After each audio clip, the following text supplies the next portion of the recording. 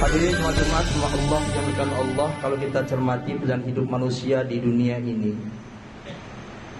berbagai macam orientasi, berbagai tujuan, berbagai macam keinginan, latar belakang, keilmuan dan sebagainya. Nama-namanya akan terbagi menjadi 4 bagian kehidupan, 4 orientasi, 4 tujuan, 4 kecenderungan. Yang pertama adalah orang-orang kelompok manusia yang punya kecenderungan kehidupan semata-mata untuk dunia. Dunia segalanya. Dunia adalah surga. Dunia harus dikemas, di planning, di manage, diusahakan maksimal, bisa mendapatkan sukses yang sebesar-besarnya di dunia ini. Orientasi hidup tentunya semacam ini banyak diikuti oleh orang-orang yang memang tidak kenal akhirat, tidak kenal Allah, tidak kenal Tuhan. Yang kita kenal dan kaum zanadik, atau kaum zindik, kaum ateis. Mereka nggak kenal Tuhan, nggak kenal akhirat, nggak kenal tanggung jawab kehidupan yang kedua. Sehingga mereka hidupnya fokus di dunia ini, senang di dunia ini, hedonis, euforia, berusaha maksimal akan mendapatkan harta yang sebanyak-banyak mungkin, kesuksesan yang luar biasa, dan seterusnya. Yang penting dunianya tercapai dengan baik. Jadi mereka anggap dunia ini adalah segalanya, dunia ini surga. Orang yang berhasil mendapatkan dunia yang semaksimal mungkin mereka dapat, itu barometer ukuran orang-orang yang sukses di dalam lingkungan kaum zindik itu. Dan mereka tidak mengenal nilai ketuhanan dan keakhiratan, tidak kenal. Bisa jadi nilai kemanusiaan ada, dan mereka banyak bergaul dengan manusia. Toh demikian itu karena mereka tidak mengenal akibat dari kejahatan mereka antar semanusia. Banyak kecenderungan manusia berbuat jauh dari aturan-aturan agama, aturan-aturan Allah, tanggung jawab kehidupan kedua yang tidak mereka kenal sama sekali. Dia menghalalkan segala cara pada umumnya untuk mendapatkan pencapaian dan tujuan dunianya itu. Yang kedua, pola hidup, orientasi hidup, tujuan hidup, kecenderungan hidup yang banyak ditempuh atau sebagian oleh manusia-manusia yang kenal kedua, apapun agama, kenal Tuhan. Tapi dalam faktanya mereka juga masih cenderung pada kehidupan duniawi.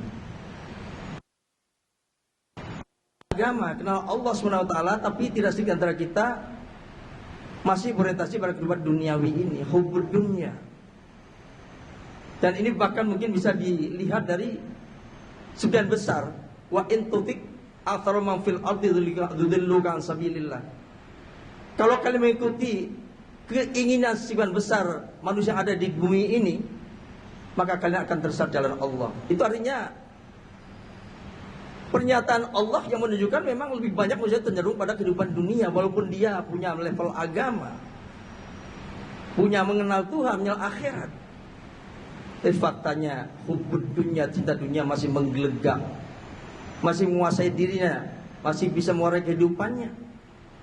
Walaupun mereka tahu dunia itu adalah bukan segala-galanya, akhirat itu lebih baik dari dunia. Pak Rasul mengatakan hubbud dunya ra'su kulli khati'atin fa'aradu anha. Orang kalau cinta dunia menggelek ke dalam dirinya akan bisa menyembah dunia dan akan mengesampingkan apapun yang mereka lakukan itu, walaupun bertabrakan dengan moralitas bahkan agama itu sendiri. Karena hubbud dunya ra'su kulli khati'ah. Cinta dunia itu adalah sumber segala kejahatan.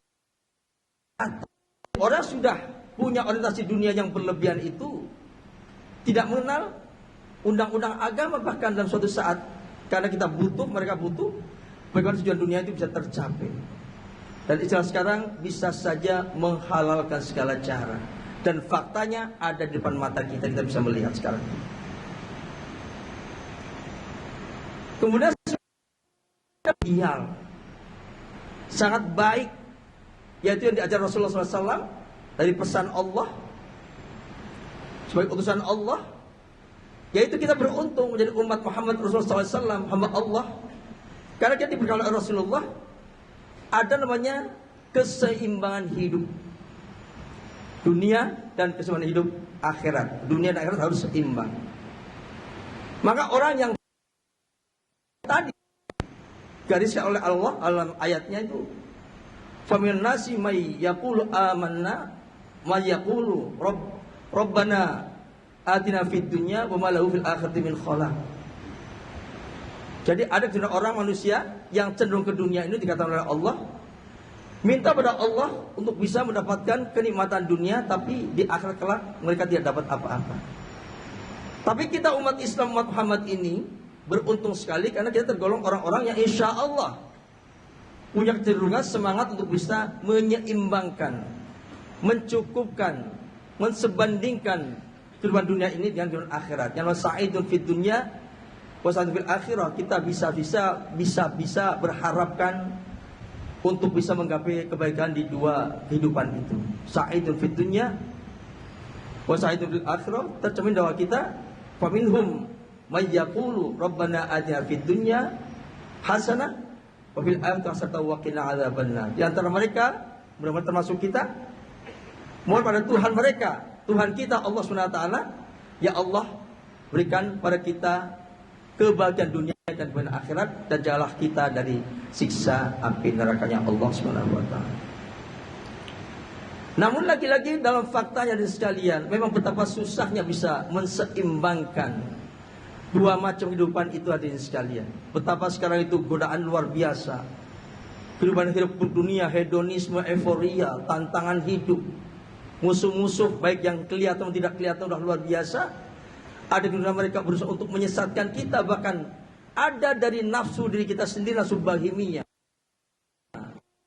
nafsu diri yang akan menghalangi kita untuk bisa hidup secara seimbang, secara ideal, seimbang dunia dan akhirat. Sehingga lagi-lagi dalam kehidupan kita pun, yang idealnya kita mampu menyuarakan hidup dunia dan akhirat, faktanya lagi-lagi masih kecenderungan pada kehidupan dunia itu. Dalam melihat kondisi kehidupan yang semacam ini sekalian, banyak sebagian kita yang punya orientasi baru, punya tujuan baru, yang istilah hijrah. Ya, hijrah dalam dunia yang tidak menentu ini pada kehidupan yang lebih cenderung pada kehidupan akhirat. Mereka meninggalkan diri kehidupan dunia.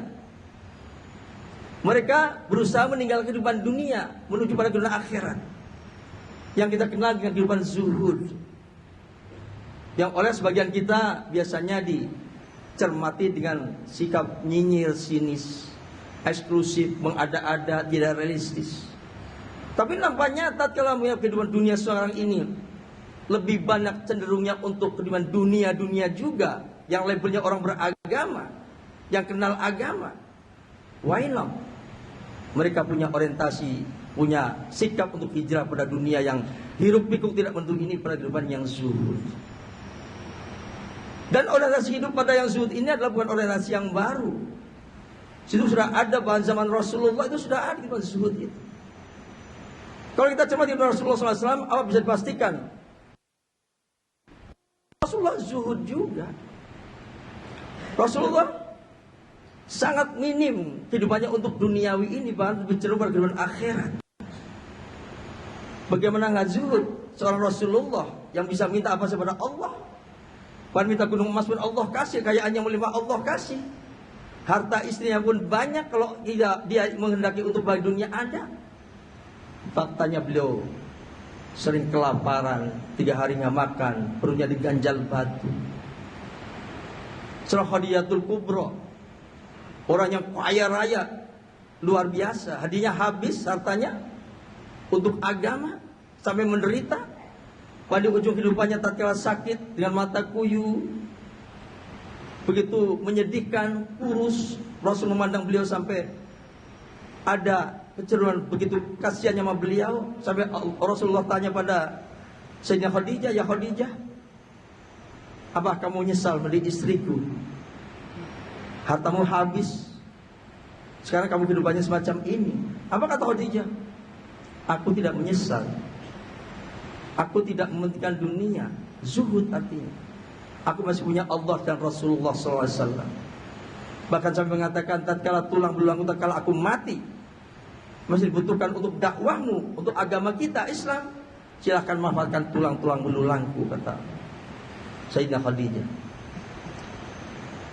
Bahkan sampai para sahabat salafus soleh, orang-orang soleh masa lalu, para ulama masa lalu, pada umumnya mereka zuhud, hadirin sekalian. Mereka tidak terjebak pada hidup dunia, berbangga-bangga dan duniawi, tidak.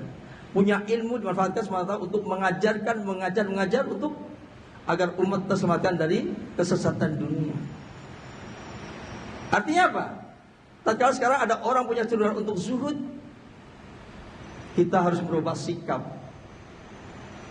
Bahwa tatkala kita bersikap sinis, menggunakan eksklusif, mengada-ada, absurd dan seterusnya, kita harus merubah pola pikiran kita bahwa mereka yang cenderung hijrah pada kehidupan yang zuhud itu orang-orang yang punya orientasi kehidupan yang menghendaki hidupnya lebih baik lagi. Dan faktanya dalam Al-Quranul Karim kita lihat tidak ada satu ayat pun yang menegaskan pada hidup dunia itu lebih utama di kehidupan akhirat. Berpuluh-puluh ayat mengatakan bahwa tetap bahwa kehidupan akhirat itu lebih baik dari kehidupan dunia. Walal akhiratu khairul laka minal ula. Allah kata Rasulullah, sungguh kehidupan akhirat itu Muhammad lebih baik dari kehidupan dunia. Wal akhiratu khairu wa abqa. Kehidupan akhirat itu lebih baik dan lebih abadi.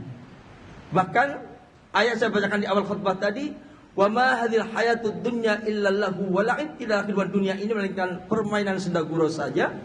Wa inna darul akhirata ya hayawan law kanu ya'lamun. Sungguhnya kehidupan akhirat itulah kehidupan yang sesungguhnya, yang abadi, yang sebaik-baiknya kehidupan, kalau mereka mengetahui. Artinya apa? Kita telah mencermati 4 pola kehidupan di dalam kehidupan dunia ini. Kita akan memilih memang idealnya kehidupan yang mendapatkan keseimbangan dunia dan akhirat.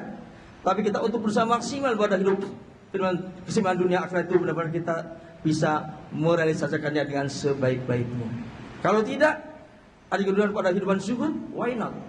Kita dukung untuk berhijrah pada kehidupan zuhud, karena memang masanya sudah menghendaki kita untuk lari dari dunia yang tidak lebih baik lagi. Akhirnya khutbah ini saya tutup dengan pesan dari seorang Ali bin Abi Thalib yang memberikan pada kita suatu jalan, satu sikap, satu perbuatan. Tatkala kita cinta surga, takut akhirat, ya, mau meninggalkan dunia. Beliau mengatakan, man istaqa ilal jannati sara'a ilal khairat. Barang siapa yang menginginkan atau meninggalkan surga, maka hendaknya mereka melakukan kebaikan-kebaikan yang banyak untuk menghapus dosa-dosa yang kita lakukan di masa lalu. Wa man asfaqa minan nari intahanis syahawat. Barang siapa yang takut akan pedihnya siksa neraka, maka mereka harus mampu mengang hawa nafsunya.